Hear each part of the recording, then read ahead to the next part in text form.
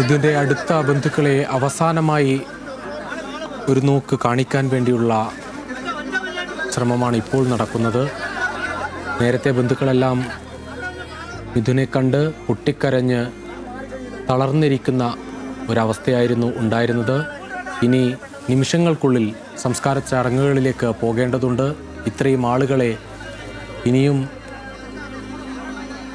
മിഥുനെ അവസാനമായിരുന്നു കാണാൻ നിരവധി ആളുകളാണ് ഈ നിമിഷവും വന്നുകൊണ്ടിരിക്കുന്നത്. എന്തായാലും സംസ്കാര ചടങ്ങുകളിലേക്ക് കൊണ്ടുപോകുന്നതിന് മുൻപ് അവസാനമായി ഒരിക്കൽ കൂടി അടുത്ത ബന്ധുക്കളെ ഒരിക്കൽ കൂടി കാണിക്കുകയാണ്.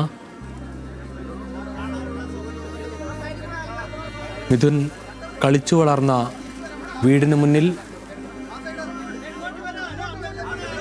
ജീവനറ്റ ശരീരവുമായി നിൽക്കുകയാണ്.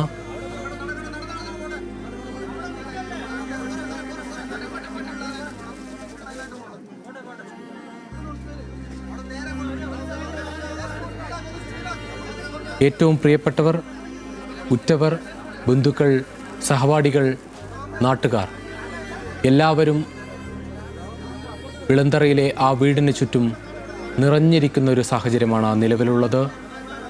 രാവിലെ മുതൽ ആശുപത്രിയിൽ നിന്ന്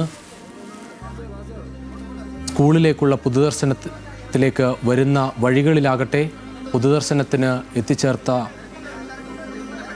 സ്കൂളിലാകട്ടെ, ഇപ്പോൾ വീട്ടിലാകട്ടെ, എല്ലായിടത്തും കാണാനായത് ഒരു നാട് മുഴുവൻ അവിടേക്ക് അവരുടെ പ്രിയപ്പെട്ട മകനെ അവസാനമായി ഒരു നോക്ക് കാണാൻ ഓടിയെത്തുന്ന കാഴ്ചയാണ്.